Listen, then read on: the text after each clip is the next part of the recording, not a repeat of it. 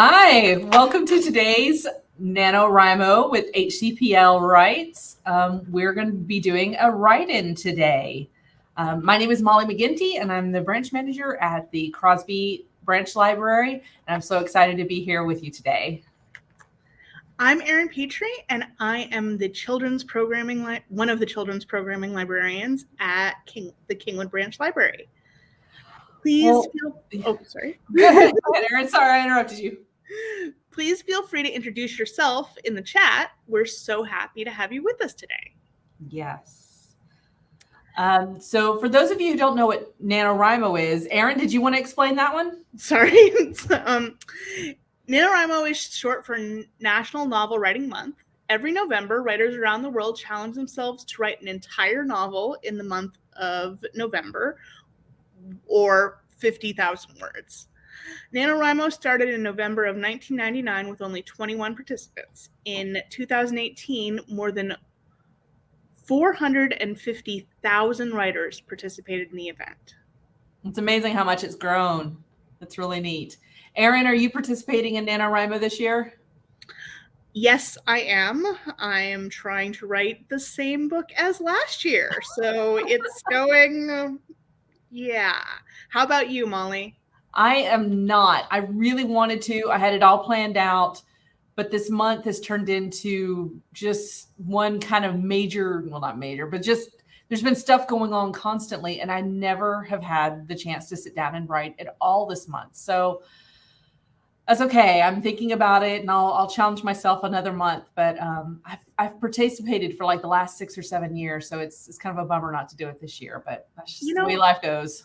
November is a really busy month for a lot of people, so it is. It's that's rough, but there's always next year. Yeah. Oh, okay.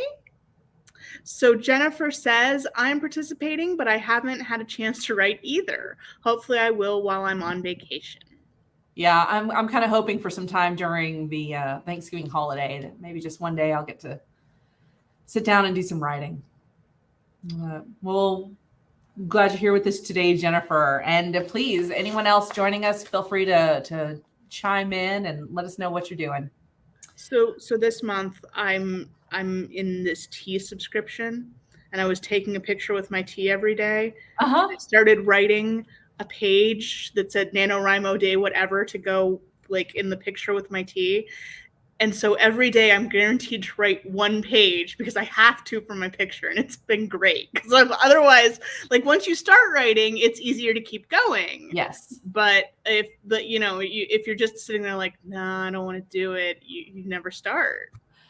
That's a really neat challenge. That's, yeah. Taylor's chimed in. She said, that's genius. It holds you accountable. And also Taylor says that she's doing it for the first time this year, and she's gotten to do quite a bit of writing with our Hcpl Write-In program. So we're glad that you're joining in with us, and it's a fun challenge to participate in. So today's program is a write-in. And what a write-in is that we're going to be writing based on some prompts. So we've got a couple of prompts, and we're going to write for, I think, 7 minutes at each time. So these writing bursts are short and fast, and you just try and write as much as you can during that time. Don't worry about making it perfect, and don't let your inner critic get in the way. That's always my problem. So you're just going to write and have fun with it, and don't worry about anything else. In these writing prompts, you can use characters you've already created, or you can make up new ones. Some of the prompts today are going to focus more on location or an event rather than characters themselves. Just have fun with it. When the 5 minutes are up, jump onto the chat and let us know how many words you wrote in that time. If you want to share any of your writing with us, we would love to read it. Yes. And I really love doing these write-in prompts because it kind of gets the creative ideas flowing. They're usually outside of my normal writing. So it kind of forces me to think outside of my comfortable little writing box that I'm in. Yeah, I like the challenge that they give. They're always a lot of fun. But if you're here and you're not really, like if you're in a specific genre and you want to stay with your characters and you want to write for us for 5 minutes and ignore the prompt, that's great too. Just let us know how many words you got. Yes, absolutely. We're just happy that you're here. Write with us. Whatever ideas that you want to go with is great with us. So, all right, let's go ahead. Okay. So let's do our first prompt. Wait, there we are. Okay, so our first prompt is create a new holiday and write your characters celebrating that holiday. Yes, like January 3rd is National Fruitcake Toss Day. I don't know if you knew that, but it is a real thing. So come up with your own holiday and let's see what your characters do with that. So we are going to set our timer and get started. All right, we'll see you soon.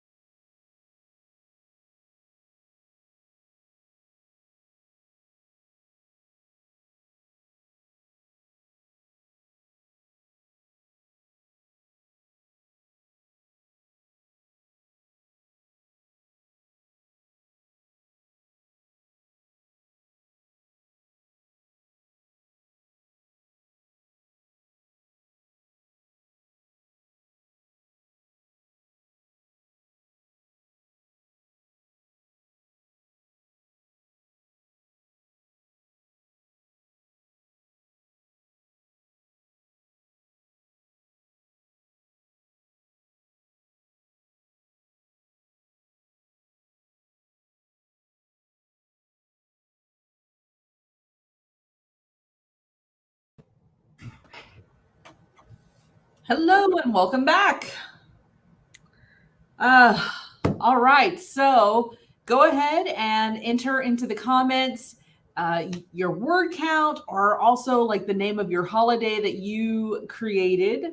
I'd love to hear what you've come up with. Also, if you want to share anything that you wrote, any part of the little story that you wrote to go with it, then feel free to share that with us as well. How did you do, Erin? I don't know how many words I got. It wasn't very many because I was writing longhand. Oh, But I kind of cheated. I just like looked up on behind the name and picked like a random saint day, and it was like Saint whatever's day. But yeah. That's great. You do? Go ahead. Oh, how did you do, Molly? Oh, how did I do? So I spent a good part of the time, probably 2/3 of what I wrote is like leading up to it. I'm so excited for this holiday because I couldn't think of anything. And then I finally had to name it. So mine is called, wait, what was it called? It's like, oh, Big Shoe Day. It was, yeah, that's real exciting. But, just a festival of shoe wear. Okay. I know. I couldn't come up with anything.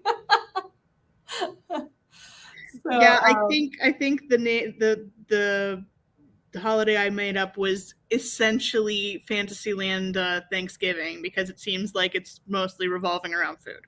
That's great. Which is my favorite kind of holiday personally, but yeah. It looks like Jennifer has written 213 words. MCU fan fiction, planning an unbirthday for Tony's bots. They need birthdays too, or unbirthdays. Yeah, absolutely. That's fun, having a birthday party for robots. Yeah. Yeah, sounds a lot more exciting than Big Shoe Day. Do you have anything to share? Oh, just so the one who's seen it before, he's like, you will see the most amazing footwear. I've seen shoes decorated with ribbons, furs, and buttons. This is like an old, maybe like Renaissance kind of time period, medieval times. Once I saw a shoe that had living birds on them. The trainer had taught his birds to sit on his feet, and they did, singing happily on their little perches attached to his toes. Okay. That's the weirdest shoe I could come up with. That is pretty, that would be pretty impressive. Really. Yeah, so if you have any other amazing holidays that you've created, yeah, let us know. I could share a very short bit here. Please do, yes. Sorry. You'll be back before St. Bogdan's Day. Although there was the hint of a question in Zora's voice, Marion had no doubt to what she thought the correct answer was. We'll see. Marion Rada, I know you have shared the St. Bogdan feast with the Kasparkovas for the last 10 years. You will not break Marta Kasparkova's heart. I doubt Specs will be able to get away, and she worries about you. Well, we'll see. Very nice. That's fun. Yeah. This one was hard. It's funny because I created the prompts, but I try not to think about them ahead of time. And then I sat down like, I have no idea what I'm going to do. So holidays is not my strong point, apparently. But it really can help build your world and kind of flesh it out. So it can. Yeah, absolutely. All right. Okay, so let's move on to prompt 2 then. All right. Sorry. Your character slipped into the library or similar building just before closing time. What happens next? Okay. So let's go ahead and set our timer and write on this. And we'll see you in 7 minutes.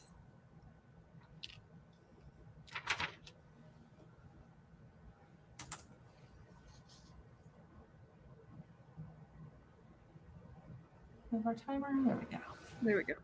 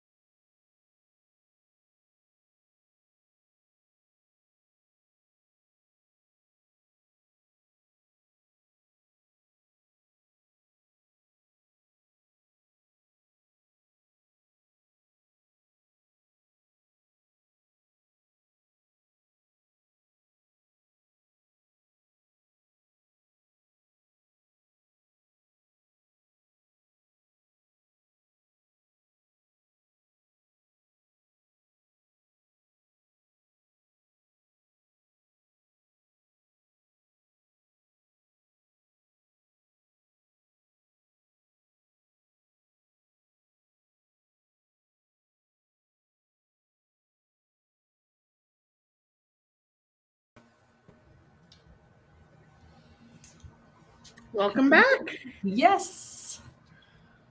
How did this one go? I did okay. How about you? I never could think of like a real good reason why he was there, but I enjoyed kind of writing about the experience of when my character walked into a library that he was hiding in. I don't know why he's hiding it, but how about you? I wrote another bit of dialogue because apparently that's where my head is today. It's basically my characters are arguing about whether or not they should be in fact going into the library, and because and strangely enough, the one who's usually like polite and not forceful and like, very accommodating is the one who's like, no, we can go in, they don't mind. And the one who's usually like kind of the bulldozer is the one who's like, are you sure, because it looks like they want to leave. And, that's fun to kind of change things up for your characters a bit like that. Yeah. So how did everybody else do? Oh, looks like Jennifer says 183 words. Bucky Barnes sneaking in to use a staff computer after the events of Winter Soldier. Some quality fanfic there. Yes, absolutely. Yeah, I decided to go with some fanfic because I just couldn't get any of my characters that I usually write. I don't know. I just couldn't get them in the place. So I went with Bilbo from The Hobbit. And so Bilbo slipped into the huge library without making a sound. At first, he was only interested in hiding, but then as he gave himself the chance to look around the room, he stopped in his tracks. Never had he seen a room so impressive as this, and went up several stories. Huge walkways had been carved into the very stone of the mountain. Books covered the shelves, and they went further back than he could see. He approached the first line of shelves and saw ancient leather-bound tomes covered in a fine layer of dust, no doubt that had been caused by the dragon. So it was kind of fun to think about what the library in Erebor, the home of the dwarves, would be like after having been abandoned basically for the last 150 years. So yeah, gosh. Very cool. Yeah. Well, fun. So again, if you have anything you want to add, please put it in the comments. Oh, Jennifer says, as my novel is a fanfic, I now have something to report on the NaNoWriMo website. That's fun. I love it. And yeah, that's the fun thing with NaNoWriMo is that, it's fanfic. It's your own original creations. It's anything you want. You just write, and it's so much fun. So, all right. So are we ready to move on then? I guess so. Okay, so let's move on to our third prompt. And so this one's kind of different. You're going to use one of the homophones. So bizarre, bizarre, pray, pray, prophet or prophet, guest, guest, gorilla, gorilla, or loot, loot. So you can choose just to use one set, or if you really want to give yourself a challenge, try and use more than one or all of them. I think that would be kind of crazy hard, but so pick a favorite homophone and let's go ahead and do some writing. So pick your own topic and use one of the sets of words. So we will see you in 7 minutes.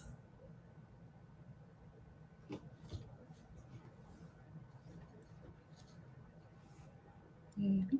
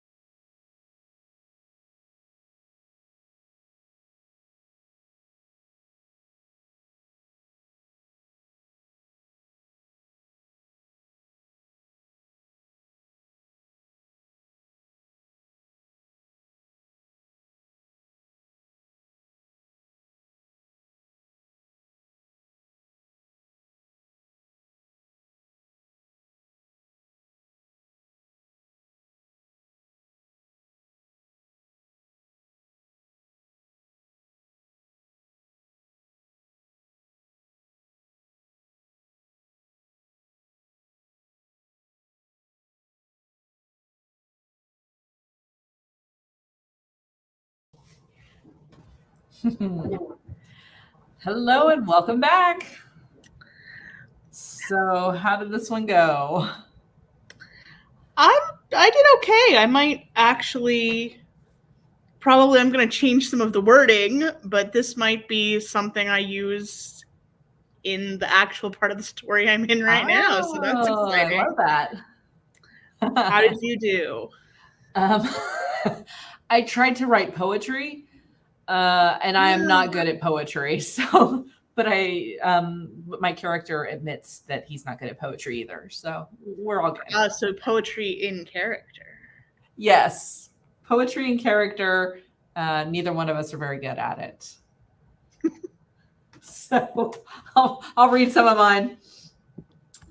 Edmund was weary from the day. He picked up his lute and started to tune it. His ears picked out the tiniest of differences in the sounds until he had set it perfectly. He started to pluck at the strings, and soon a song flowed. Edmund sang the words to the song that he had created so long ago. The prophet did say, in days that were old, of looting and stealing by men much too bold, the wealth that they gained was never enjoyed when the profit you made had already been soiled. That was the worst song ever. His friend came up and made a comment. Yeah, so I tried to use loot and profit. And I did do that, but through very bad poetry. So, yeah. How about you, Erin? I didn't think it was that bad, but I am amused at the heckling. That seems very, very appropriate for bards. Okay, so they're talking about so one of my characters has been publishing newsletters in secret. Okay.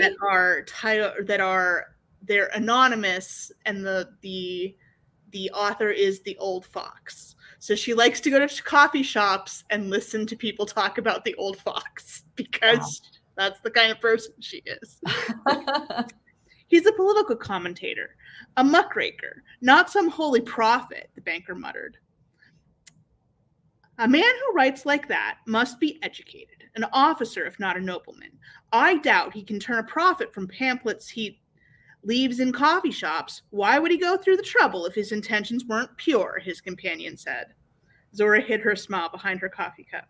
She supposed it was a little childish, but she never tired of hearing people speculate about the old fox.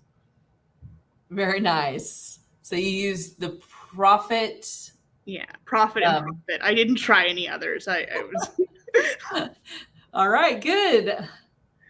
And it looks like Jennifer says this time I did 233 words. Nice. More MCU fan fiction where Steve is walking through a bazaar on the hunt for Bucky and wondering about the bizarre situation he's in. That's great. I'd love to know what's going on there. All right, so that one's fun because it really kind of makes you stretch a bit with your writing. That's a good challenge there. Yeah, nicely. And then it looks like we'd love to hear from anybody else. Yes. All right. Okay, well, we'll move on to our next prompt then. All right. So prompt 4. All right, this one's a little different. It's create a travel brochure for the setting of the book you just read. What to pack, why go, or you just read or wrote, sorry. Why go, what to pack, what's to love, what to do, what to see. Yeah, so if you don't want to write something like a travel brochure, kind of maybe think of your character, either, if it's a book you've recently read that you would like to do, or one that you're working on writing, have one of the characters do kind of like it would be a TV or radio or YouTube promo about this place that they're visiting. So you try and sell that location, even if it's a snake-infested desert or a frozen wasteland. try and sell the area. So yeah, why would you want to go there? So think about that for your world, and let's try and make a travel promo or a brochure. So we will see you in 7 minutes. See you in 7 minutes.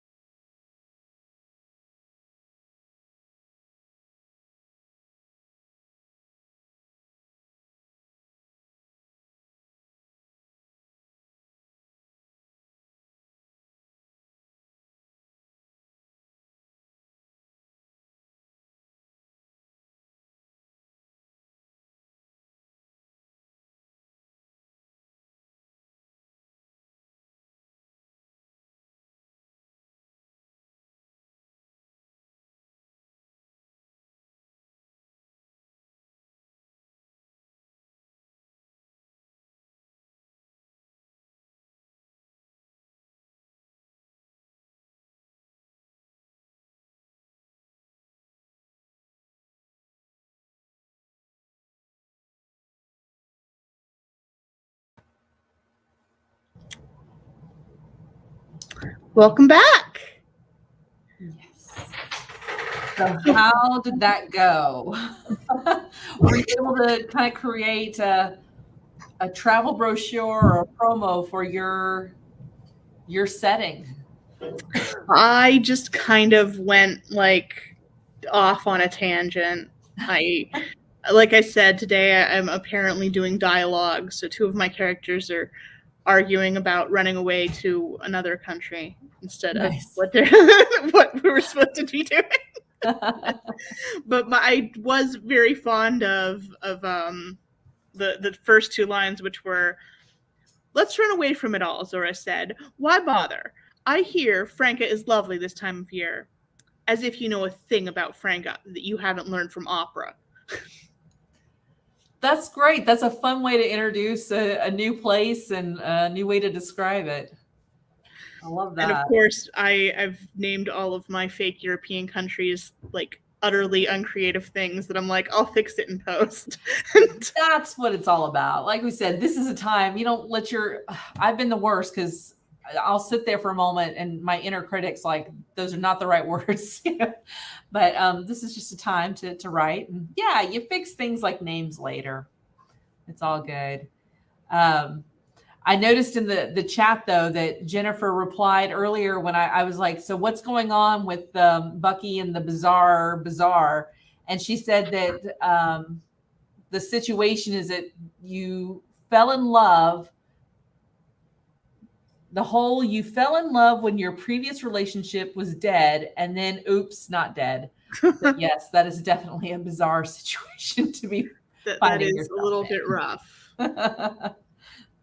All right, so Jennifer says that what she wrote was more of a script behind the scenes at the Stark mansion. I struggled to describe the mansion from my memory without the time to put up pictures. About 180 words. Still better than I did, so. That's great. Yeah. So anything you want to share, Molly? Okay, yes. So I decided to go with one of my characters. She has a marketing job, and she was given a prompt for her that she should be marketing. Why would my business want to move to Pine Ridge? And so she's replying, Pine Ridge is a small town of 2,000 residents in the winter and 5,000 in the summer. Winters here are postcard perfect. You can practically hear Bing Crosby singing White Christmas when the ground is covered with white snow that sparkles like diamonds in the sun. When the temperature warms, flowers of purple and yellow are the first to spring out of the cold ground and welcome the sun. Summer residents return to the nearby lake to play in its clear waters. Nice. So, yeah, I was trying to figure out, I'm like, how can I make this? And so I decided it was a challenge for her to write a promo about why you would want to go there. Nice. Well, I see that we've only got about 5 minutes left. So can we take a look at the 5th prompt? We're not going to spend the time doing it because we really don't have that much time. But I thought it was kind of so here we have this promo of here's our setting, come move here, and then the next one had a bit more of a spooky kind of idea. Go to the next prompt. There you go. So write about a person that no one seems to know or remember. And I started to think about this and like, how would I write it? Is it going to be like my person found, a diary. And so we're reading about someone that has been forgotten to history. Or does that person that's been forgotten, are we somehow seeing their thoughts or ideas? How would you do this, Erin? Well, I was thinking about it when I was reading it earlier, and I wasn't thinking in terms of like literally no one. I just thought like the characters. But in my story, there's like kind of a bad guy, like somebody who's like acting in the shadows, and like his like there's a lot of magic in my story, and his gift is that he's like very good at invisibility spells. Like, so he, like, no one sees him. Like there's somebody who has asked, you know, who has like asked him to do what he's doing, but like most people, like he goes through the world without anybody seeing him. And even when people do see him, you know, they don't really attach things that he's done to him, because when he's doing things that are important, no one sees him. So. Oh, that's really interesting. Yeah, I always think about when I kind of came up with this one, I love Doctor Who, and there was you know, one of the characters they come across are called the Silence. And when you see them in front of you. But the moment you do not, you look away, they're out of your mind. You've forgotten they exist completely. And so it was always kind of interesting, you know, how do you fight something that you cannot remember exist? So that was always kind of an interesting idea that floated around. And Taylor is talking about Addie LaRue, which that was a book and a movie, right? I think it was also a movie, wasn't it? I'm not familiar with this. Okay, maybe it's just a book. I don't know. It's about how the character was given immortality, but cursed with no one ever remembering her. You know, it probably wasn't a movie. Probably like somebody told me about it, and because I never watch movies, so it should be a movie. It should be a movie. Yeah, that's really interesting to have the immortality but be cursed that nobody's going to remember you. And Jennifer said also with Doctor Who, the character Donna, who doesn't remember the Doctor anymore. And so for, you know, is that in her mind somewhere, you know, when she sees him, she does not remember him, but of course he knows who she is. And so that was one of those tragic stories there. But yeah, it's kind of an interesting thought, an interesting way of doing it.